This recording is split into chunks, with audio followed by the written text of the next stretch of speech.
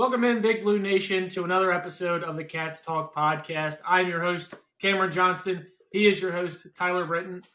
Tyler, the college football playoff bracket was just dropped today, and no Wildcats. Did we not prove enough how good we were during the season? What was your takeaway? I'm sitting there watching it live. It's like a 2-hour ordeal, and the Kentucky Wildcats were left off the CFP playoff. Was our 4-8 record not good enough? Yeah, Cam, I was generally surprised, just like you are. I was looking at that ticker come through, and they were listing off all the teams, on the playoff bracket, and I think there's a compelling argument to put Kentucky in there, resume for resume. I mean, you see Kentucky, they come within 1 point of beating Georgia.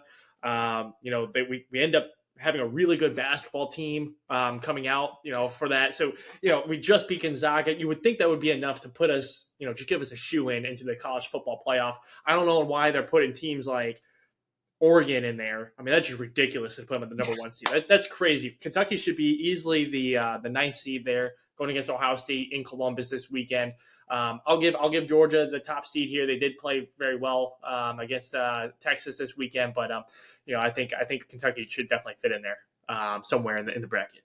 I couldn't agree with you more. In case anybody was listening to this for the first time and couldn't tell the sarcasm in either one of our voices, yeah, this Kentucky team was nowhere near even being in the thought of playoff contention, especially after that Vanderbilt game where everything just went downhill and downhill fast. But Tyler, let's go ahead and talk about this college football playoff. An SEC team did get snubbed. Alabama Crimson Tide got snubbed in this game. It's kind of surprising seeing a team like SMU, who plays in the ACC, a very mediocre conference, to say it nicely, gets in over the Tide. What were some of your thoughts on stuff like that? Yeah, to be honest, I was, I'll be honest. I'm generally surprised Alabama got left off. I think this is the first time since the college football playoff was created, and this is this is the first time we're doing the 12 team playoff, but this is the first time Alabama hasn't been on it. So generally surprised that Alabama didn't get the shoe in here. But overall excited to see what the 12 team playoff can actually bring. I think Oregon obviously is the clear cut number one. However, just looking at a couple of these teams here, I think Oregon actually has a harder path than teams like Penn State and Texas. I think they both have easier schedules, to be honest, to get to the championship round over teams like Oregon or Georgia, for that matter. So, but Cam, what was your take on taking a look here before we get too in depth with this? Yeah, I mean, one of my takes was, the NCAA headquarters is in Indianapolis. Of course, they found a way to get Notre Dame and Indiana in there. Of course, they did. Against each other. They're going to make sure somebody wins and goes to the next round. Luckily enough for them, their misery is going to be put out when they face Georgia. So they can try and, bump their Indiana teams however much they want. They're only winning one game. I agree with you. I think Oregon got gypped in this bracket. I'm not an Oregon fan. I don't have anything against them either.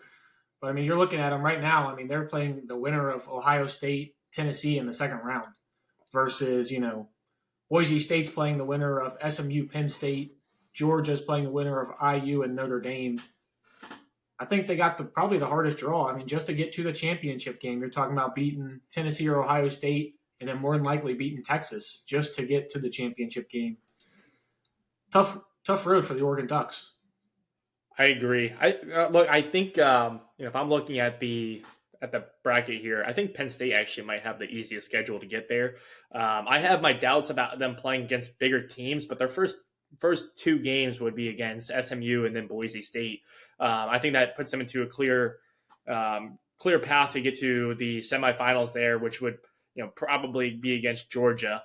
That would be their toughest matchup. That's where I think they would end up crumbling. But if they can get past one tough team versus Ohio State has to get through Tennessee and then Oregon and then more than likely against Texas, that would be their path. I think Ohio State might actually have the hardest path there. You could also make an argument for Texas, but I think Ohio State I think Texas or Ohio State and Tennessee have the hardest paths to get to the championship game. Yeah, I couldn't agree with you more. If you're one of the fan of those two teams, unfortunately getting that 8 and 9 seed where you got to face a number one the next week, even after you face a tough team the first week, it's definitely going to be tough.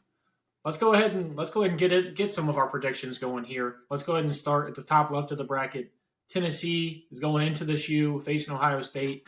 Who do you think? Who do you got there? I'm going to go. This is tough. So, obviously from Ohio here, more times than not, I'm going to say Ohio State just because I think they have the better talent on the field. Late in the season, usually they can get through the playoffs. It's just after that Michigan loss, it's really tough to go with them. I think Ohio State has a certain way of playing football. Tennessee is a good team to play against. I do have Ohio State winning, but it's going to be a very sloppy win. It's not going to be the way that I want them to win, which is a lot of finesse football, getting the ball outside to Jamari Smith and some of these other guys. So I have Ohio State winning, but it's going to be a close one. I think it's going to be 17-20. Yeah, I'm definitely not going to get into the score predictions. I don't know these teams nearly well enough like I know the Cats, and my score predictions for the Cats weren't good this year either. So I'm going to go with Tennessee in this game. I think the style that they play, something that Ohio State hasn't seen this year. And Tennessee's been more physical than they have been traditionally going in. And I can't believe this game right now, Ohio State's a 7.5-point favorite. I get that it's at the shoe. It's one of one of the most historic buildings in college football. I still can't believe it's 7.5. But I would have Tennessee winning this game. Let's go ahead and go down to the bottom of the bracket. Texas versus Clemson. Who do you got there? I think this is a clear-cut victory. Texas is going to get the win here. I was shocked that they lost against Georgia, but it still went down to the wire. I don't think Clemson has the ammo to beat Texas this year. Yeah, give me Texas. And I do think at some point during this playoff run, Quinn Ewers is limping around. Like, he's so immobile at the moment right now. That game right before they played Kentucky, he got hurt. Hasn't really looked the same since. Wouldn't be surprised if at any point you see Arch start to get kind of like that the iconic Alabama versus Georgia game where Tua came in to replace Jalen Hurts. Something kind of like that to kind of pass the torch down to the next guy in line. I got Texas winning this game. But Clemson has been playing a lot better after their pretty poor start to the beginning of the year. I'm going to piggyback off of that, Cam. I actually believe the difference in the Texas-Georgia game was Carson Beck getting hurt and not Quentin Ewers. I think if it roles reversed, they have Arch Manning went in versus I forget his name. Help me out here. The kid from Georgia, the backup quarterback for Georgia. This is Wofford, I thought was his last name. I could be wrong. I don't remember. Whoever he was when he went in, I thought he played phenomenal. Compared to what Carson Beck was doing. Obviously, Carson Beck with the elbow injury, but I think if roles reverse there, I think Texas is getting that first round bye there. All right, let's go to the Battle of Indiana. Notre Dame versus Indiana. I hate Indiana. I lived in Indiana. I hate Indiana. I hate Indiana football. I hate Indiana basketball. Don't like Notre Dame either. But give me the Irish. I know some Irish people. They're good people. I'll go with the Irish. So this is a really tough game. I was pondering this one for a little bit too. I don't have faith in either one of these teams getting past the next round, but obviously one of them has to get there. I'm going to give the edge to the Big Ten team here and go with Indiana. I think they're going to beat the Irish. I don't think the Irish have played the same level of competition as Indiana. So I'm going to give the slight edge here to Indiana to get to the next round. All right, and going down to the bottom of the bracket, easily the worst game, in my opinion, in this bracket. SMU versus Penn State. ACC versus Big Ten. Couldn't be any less appealing to me. I don't even know if I watch this game. Tyler, what do you got for this one? Look, I think SMU has a great chance to play competitive in this game. They're going to play just like Kentucky did against most of the teams this year. Who am I kidding? They're not going to have a shot. Penn State's going to get to the next round with ease here. It might as well be a bye week. They might as well put Penn State against Boise State next week. Yeah, I do think this game will actually be close. I just think going to play at Penn State is going to end up being the difference in this game. And that's why you're going for the higher seeds. You get that home game. I do think if this game was at SMU would find a way to win this game. I don't trust James Franklin in big games. He's awful in big games. You see that year in, year out. but I do think they find a way to win this game. All right, let's stick in that side of the bracket. We both have Penn State winning. They'll be taking on Boise State in the next round. Who do you got there? I'm with you with your last point you make. I don't know if Penn State's meant for the big moments, but I just don't see Boise State as a true competitor in these playoffs. So I'm going to have Penn State get into the semifinals again, or not again, but I'm going to have them advancing past Boise State to get to the semifinals here. So I'm going to take Penn State. Yeah, I'm going to disagree with you on this one. I'm going to take Boise State. Really, it's just I'm betting on the best player. The best player in college football right now is Ashton Jeanty. I mean, you see him week in and week out go for 220 yards and a touchdown, and you're looking at the stat sheet at the end. You're like, oh, he didn't have a great game. But the guy had 220 yards and 2 touchdowns. I think Ashton Jeanty kind of powers away to beat Penn State in this game.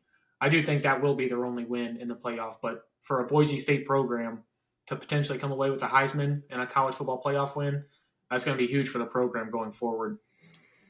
Then up to the top of the bracket on that side, I'll have Georgia versus Notre Dame. You'll have Georgia versus Indiana. I don't know what's going on with Carson Beck. It obviously didn't look good. He came in for the last snap of that game against Texas just a couple days ago. I'm still going to take Georgia. The talent gap, in my opinion, is just too big. Indiana football, just in general, whether it's Notre Dame, Indiana, it's never good. Hasn't been good since, 1905, back in Notre Dame's heyday. Give me Georgia. Yeah, I'm in agreement with you. I think Georgia's just on another level, even with Carson Beck being hurt here. They have far better pieces across the board. Neither Notre Dame or Indiana, whoever makes it to the next round, I think will be able to compete with the Georgia team. Give me Georgia here. All right, and then going down to the other side of the bracket, we'll both have Texas versus Arizona State. I don't think this game's close. I think Texas wins by a lot, and they show the difference in strength of schedules and strength of conferences. Yeah, Texas has really done a really good job this year transferring over to the SEC. I mean, obviously, they came really close to winning the SEC their first year over. I think it's a clear-cut victory. Texas is going to win. They're going to have supporters follow them here. It's not even going to be close. And then for whatever reason, I think if Arch Manning goes in, it just makes my case even more. So, yep. All righty. Let's get to the final four here. You have Oregon versus Ohio State. I'll have Oregon versus Tennessee. I think, at least for me, I think this game's going to be a lot closer than most people expect. I think either way, whether it would be Ohio State or Tennessee, this game would be very close. That's why we were both kind of in agreement that we kind of think Ohio or Oregon might have got shafted a little bit with how this bracket turned out. I'm going to take Tennessee. I trust the strength of schedule they've played. I mean, granted, Oregon has played a bunch of good teams as well. I mean, they beat Boise State and they beat Ohio State, and of course they just beat Penn State. But I was kind of disappointed with how they did play in that Big Ten championship. I honestly thought they would beat Penn State by more than 8 points like they did. I'm just gonna SEC homer over here. I'm gonna take the SEC team. I'm going to go with, look, I'm going to put it this way. If Ohio State's able to move on, that means that they've gotten past the Michigan game, means they've gotten their rhythm back, and they owe Oregon. They lost to Oregon earlier in the year. They lost down, it was Will Howard had a not so great moment, and they ran out of time. They didn't even get a chance to kick the game-winning field goal. Granted, that could have been missed, but I think Ohio State has something to prove. That was in Oregon. This is going to be at a neutral site.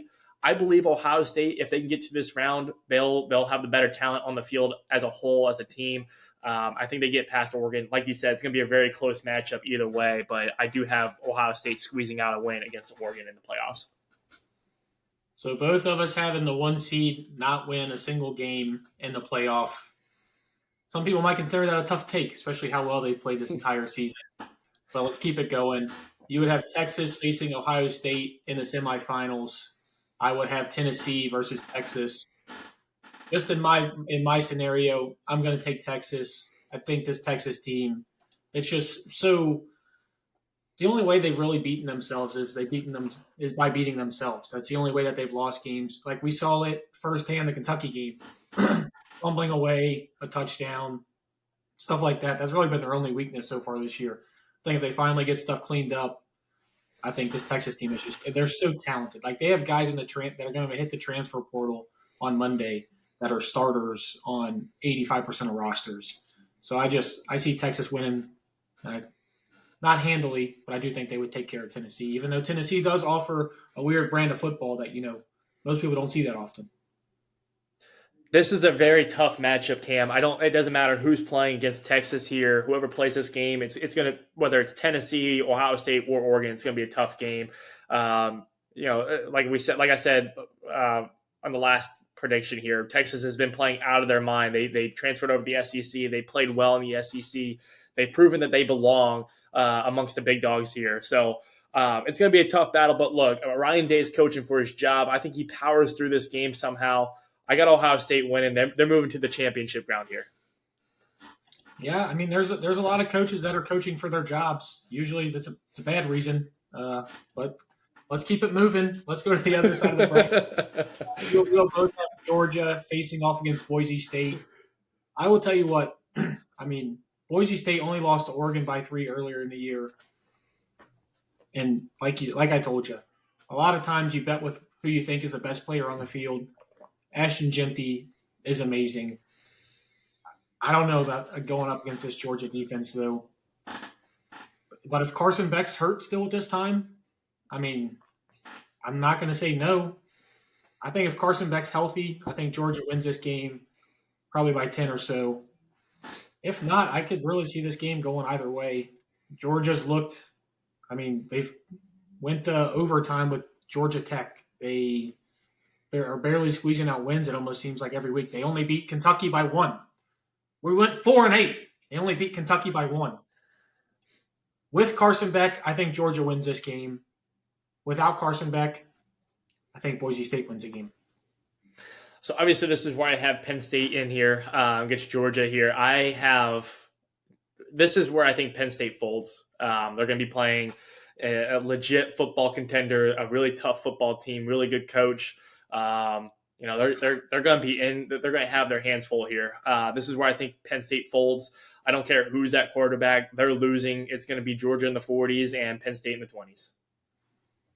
All right, and that brings us to the national title game, in which, I guess to make my final pick, I will take Georgia, even though obviously we don't have injury reports for a month down the line. But it looks like I will be having the third rematch, the third game of Georgia-Texas. And as we saw just a day ago, who knows what goes on with that. I'm going to take Texas. I think Texas finds a way to win this. Like I told you, I think it's almost a passing of the torch from Quinn Ewers to Arch Manning in the national championship, just like Jalen Hurts to Tua. I think Texas finds a way to win the national championship this year. I would 100% agree with you, Cam. I think if Texas can get into the championship, they're 100% going to beat Georgia this year. However, my prediction's not Texas. It's Ohio State. I also have Ohio State winning this game.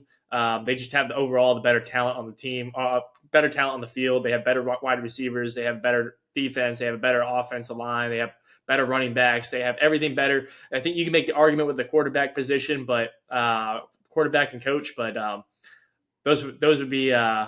I got Ohio State winning. It's a clear victory here. Whoa. All right. Now we just see the Ohio coming out with you. Quarterback, coach. I mean, that might be the most outrageous take you've had, and you've had a lot of them on this podcast. All right, that's where we're gonna wrap up the college football playoff talk on that egregious. Wait, what do we got on this? We made a lot of picks. What do we got on this with each other? You're buying all my rounds. All of them. For the rest of the time, you just tried to pick Ohio State winning. I had a winner in the first round. So I think your national title pick doesn't make it out of the first round, you owe me drinks for the rest. Actually, you know what? I want them for 2025. It's a good thing I live in Maryland, but, it sounds like a deal to me. You're going to have to come visit a lot. All right, done deal. Let's get back into the Kentucky talk, though. Unfortunately, that's where the positivity is going to stop. We're getting into the Cats here. Tyler, transfer portal hasn't even opened yet, and already 15 different Wildcats have hit the transfer portal. What's going through your mind? We'll get into the specifics later with the names of each guys, but just in general, hearing 15 guys have already hit the portal, what are you thinking?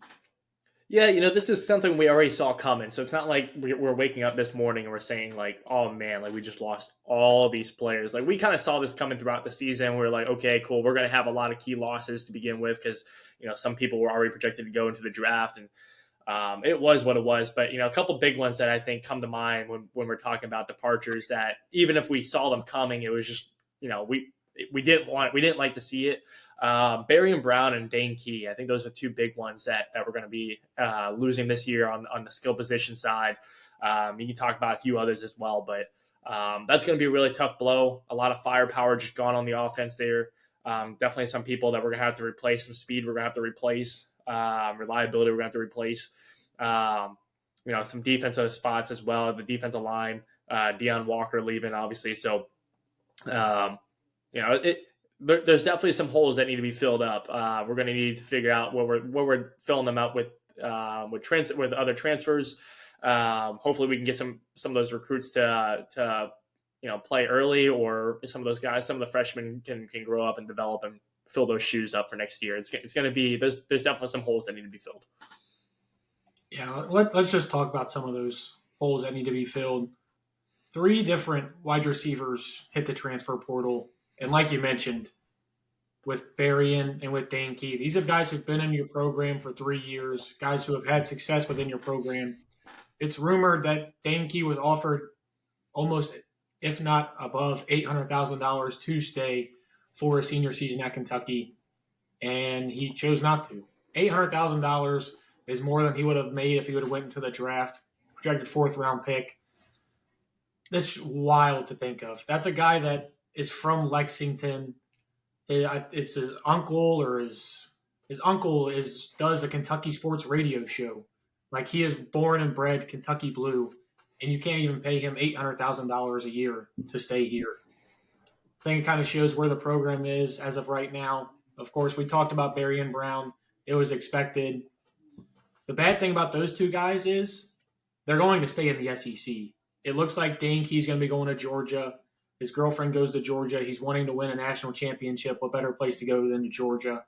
With Barry and Brown, it's rumored Ole Miss, Texas A&M, Tennessee, LSU, all guys that, we're going to see at some point down the line. And I don't know about you. I'm just thinking about Barry and Brown in that Tennessee offensive scheme, or Barry and Brown in that Ole Miss offensive scheme. And I can't think of anything that fits his forte better than being able to just run routes in those 2 offenses. Yeah, it's going to be really frustrating kind of facing up against them because we already know, it feels like we almost dropped the ball on some of these guys too. And, see the success that they had on the field with us, and then just to know that they're going to play as good, if not better, in some of these other programs, kind of frustrating to see. Hopefully we can go out there, and because we know them, we can know how to scheme against them for next year. But, obviously it's good talent leaving. It does open the door up for some other talent to come in possibly, but not easy shoes to fill. Yeah, and speaking of that, guys that you need to step up, the guys that you need to fill in that position. At least we do have good news. Jamori Macklin is coming back next season. I'm sure some of that money that was going to be given to Dane Key was flipped over to Jamori. Well, let's go ahead and talk about some of these other guys. We've Dane Key and Berrien, we expected to leave.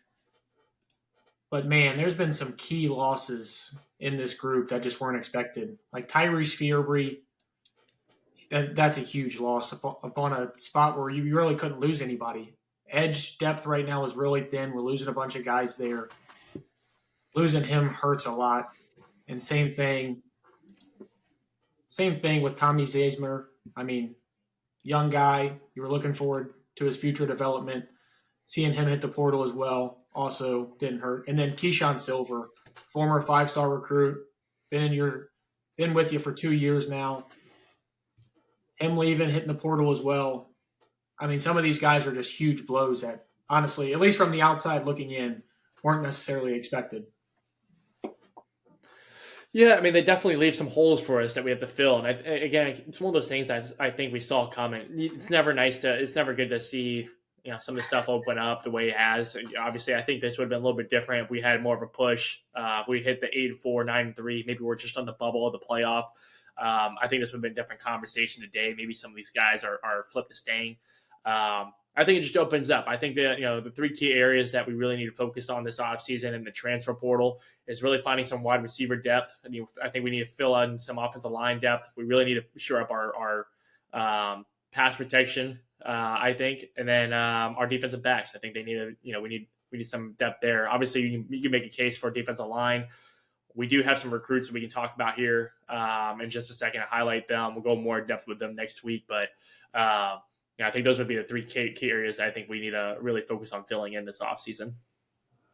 Yeah, I think defensive line outside of offensive line is the biggest priority. Obviously, offensive line in the transfer portal is going to be huge because you really can't rely on college freshmen to come in just out of high school and perform at an elite level on the offensive line.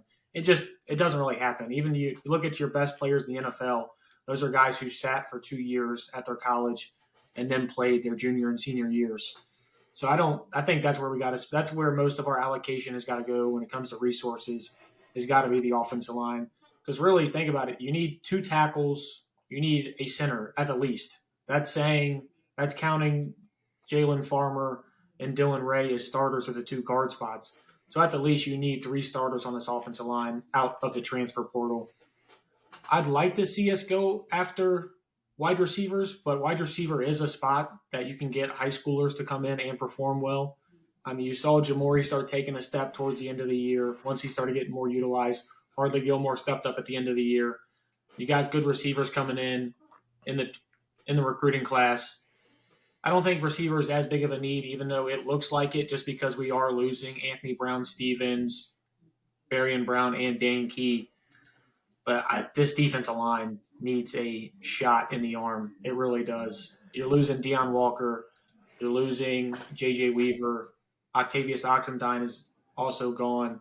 And then that's not even mentioning the transfers when you talk about Keyshawn Silver, Tyrese Fearbury, Noah Matthews. I mean, this defensive line has been decimated by guys leaving. I think that's where they're going to have to spend almost as much money on the defensive line as they are the offensive line. Do you think Cutter Boley is going to be the guy next year, or is that something that we need to address in the transfer portal as well? Well, I don't think you can go into the season just expecting him to be the guy. I think you have to go out and you have to at least test the waters in the transfer portal. I don't know what the plan is with Gavin. I don't know if he's going to be like your competition for Cutter next offseason, or if you're planning on having him transfer out as well. Really haven't heard too much of anything about him. But I don't feel good about a Gavin Wimsatt, Cutter Boley quarterback room. I'm sure you don't either. So, I mean, at the least, you're going to have to kick the tires on the transfer portal. I mean, there's some big names that have already come out in the transfer portal at quarterback. Connor Wegman from Texas A&M, their starter. Miller Moss from the University of Southern California. I mean, those are going to be big names. Those are going to command a lot of money. Is it worth commanding that much money? We tried that last year. Didn't really work with Brock. Are you more worried about building the team around the quarterback, or are you worried about going to get that quarterback? I think you try to build it around. But I do think you have to get competition for Cutter. I don't think you can just say, hey, Cutter, the job's yours to a true sophomore. Yeah, I agree with you. I actually, I think it's Cutter's job to lose in that case, but I think you move off of Gavin. I think you do find some outside experience to come in. I don't think you have to break the bank on it. But I think one of the things that Mark Stoops should really focus on, the recruiting team should really focus on, is building loyalty within the program. Obviously, get some veteran guys in here. I think you mentioned receivers, easier position to fill in. I can talk firsthand. Having a veteran in the room does make a huge difference for route running and just different situations throughout the game. I think you can go get someone who some veteran experience there. I do believe you should get some veteran experience on that defensive line as well. Get a junior or senior in there that can bring in some leadership. Maybe they're just hungry for some play time. But I think it's Cutter Boley's job to lose overall for the quarterback position here. Yeah, I'd love to see them get a just a guy that you know is only going to be here for a year. Go ahead and get a redshirt senior, a senior, something of that nature. That even if he does beat out Cutter Boley in spring camp or whatever, you still look at him as like, hey, it's just this year, and you still have Cutter. Because I mean, right as of next year, Cutter will be a redshirt freshman. The following season, he'd be a redshirt sophomore. So even then, you're still looking at 3 full years of Cutter Boley action. So I don't think we need to force the issue. That Louisville game. I mean, let's just call it how it is. He was awful. He was very bad in that Louisville game. The Florida game, he was very bad as well. Obviously, you're reading into 2 games, and he killed it against Texas. So I mean, really, we have no idea what he is, and judging anybody behind that offense line is tough to do as is. But I'd like to see him go out and get a veteran quarterback, somebody who's just going to be there for a year, to at the least challenge him in camp. Kind of like how you see, Andy Dalton with Bryce Young. Competition like that to where, hey, Andy could win the job, but ultimately it's going to go to Bryce Young. I think that's kind of what we have to plan for Kentucky moving forward. Sure. I see that too. It's possible. I with today's NIL, you just never know. Maybe if that's the plan is to eventually get Cutter Boley in, you just never know with NIL if they're here to stay, or if they sit another year and they're just like, what, it's been nice being here, but I'm going to head out. So I worry about that a little bit. I think it's Cutter's job. I think it's ultimately going to be Cutter's job to lose, but getting someone, some veteran experience with some competition there wouldn't be a bad thing. I just don't think you break the bank to do it. On that note, though, our recruiting class, how much of that do you see being an impact for next year, just given the holes that we have on our team? Do we see a lot of freshmen stepping up next year, or do we see them developing for a year or two before they get a head start? I feel like today's college football is a little bit different. I feel like there's a necessity to get some of these guys, especially these 4-stars, to get in early versus sitting around for a little bit to develop. Yeah, it's definitely a little bit different than it was, 10 years ago or so, where it was almost mandatory that you sat on the bench for 2 years before you got your time to shine. But then again, we also do have to remember these are grown men playing against, what are going to be 18 and 19-year-olds in their first action of college football. So like some of these guys, like Andrew Purcell, I mean, he's 5'10", 185 at the moment. He's going to have to bulk up. Granted, he's going to have a full offseason to try and do that. So, I mean, it's very hard to, pick and choose guys that you think are going to make an impact as a freshman. Normally, if I was going to do that, I look at, I just look at maybe the secondary, because the secondary, you don't really have to bulk up too much. So a guy like Andrew Purcell, he could be your instant slot guy. He could be your instant nickel guy. He could get some playing time, especially with the departure of Max. I mean, it's so hard to pick guys like that. I don't see either Javion Campbell or Cedric Works making a big impact. True edge freshmen don't usually see the field unless your name's Dylan Stewart out at South Carolina. It's really hard to pick guys like that. I mean, Darren Stry, everything that we've heard about him is great, in that they're expecting him to be, the next tackle for Kentucky. But then again, you're talking about a true freshman going against SEC edge rushers, and I don't think you can ever feel good about that. Yeah, kind of go with the recruits here. We got a couple freshmen coming in at the receiver position, and you mentioned earlier some of the younger guys stepping up to cover some of these guys who are leaving here.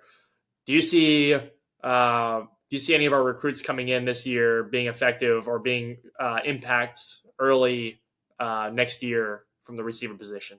Yeah, getting to those receivers, you've seen freshman receivers make impacts this year. You saw it at Kentucky with Hardley Gilmore. You've seen it at Ohio State. I know, Tom, you watch Ohio State closely. They have a really good freshman receiver making impacts up there, and down in Alabama too.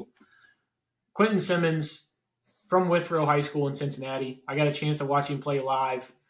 Granted, he was not playing the best competition, and when I say the best competition, I mean competition in general. So I got to see him live. He's really shifty, 6 foot, 175. So, you're kind of looking for that slot guy, maybe replacing a Wandale Robinson type, trying to think of something like that for him. We've got a lot of those type of guys in this class. Montaven Quessenberry from Boyle County in Danville, Kentucky, 5'9", 175. I think Kentucky's trying to find a way to utilize that slot like they haven't been as of late. Really haven't had any slot production over the past couple of years. Last time you looked at the offense, and the offense is really good, we had a 1,000-yard receiver from the slot in Wan'Dale Robinson. I think Kentucky's really trying to get back to doing stuff like that. Even Preston Bowman, he's only 6 foot 190, but we did get a big body receiver in DJ Miller from St. Louis, Missouri, 6'3", 195. So, I mean, you're looking at 4 guys potentially that could all have impacts next year. More than likely, it's probably going to be those slot guys. Hopefully, them stepping up, having Jamori Macklin on the outside, Hardly Gilmore kind of stepping up, making his role felt. And hopefully you're seeing, Fred Ferrier come get involved a little bit more than he did last year. Also, a guy I kind of just want to touch on just because, he is one of our highest rated recruits, Mikael Skinner. He is a guy that I don't anticipate seeing much. I don't know if you've seen him off the field, Tyler, if you've seen any pictures of him just like on social media. This guy, I mean, they have him listed as a tight end. I'm not sure what he's going to play at Kentucky. They have him listed at 6'3.5", 6'4", 220 pounds.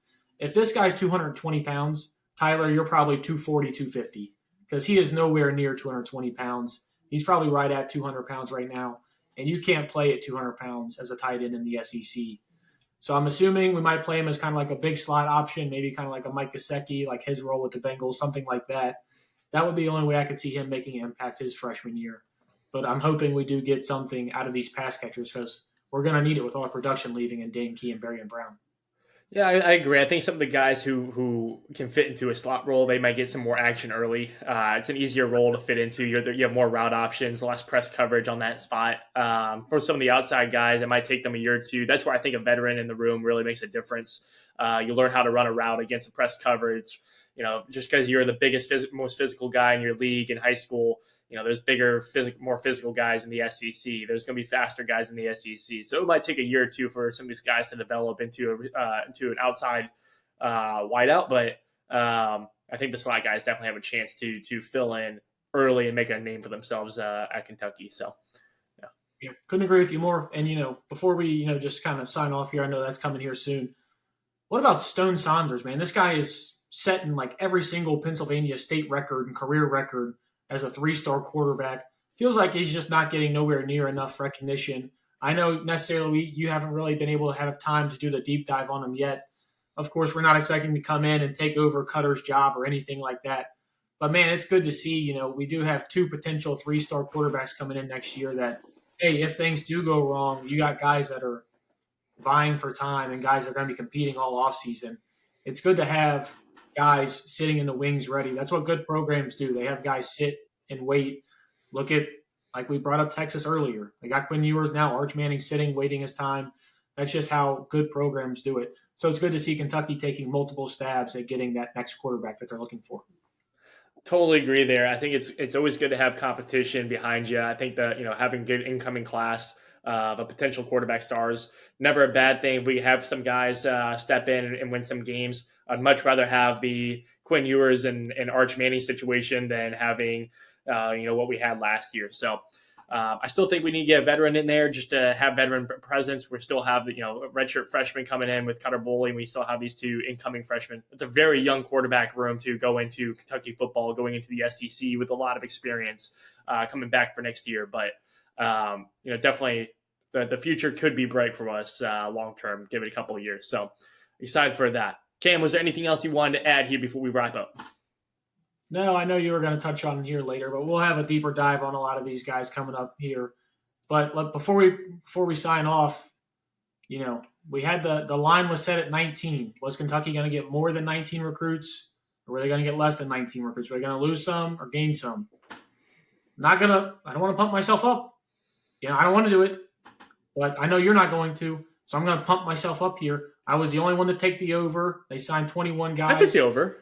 Not if I remember correctly, pal. You and we watched the film. I could be wrong. I totally took the over. You and I took the over. Boyers took the under. Okay, let's just trash on Jacob Boyers. He didn't make it to this podcast anyway, so let's trash on him together. What a piece of he is. For Jake, I'm not sure what you were thinking, pal.